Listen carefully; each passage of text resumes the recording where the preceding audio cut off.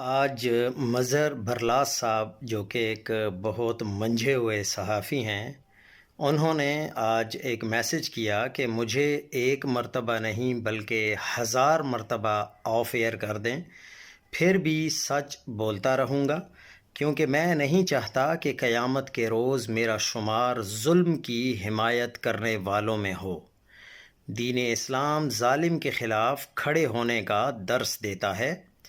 اللہ اور رسول صلی اللہ علیہ وآلہ وسلم کا حکم ہے کہ ظالم کا ساتھ کبھی نہ دو۔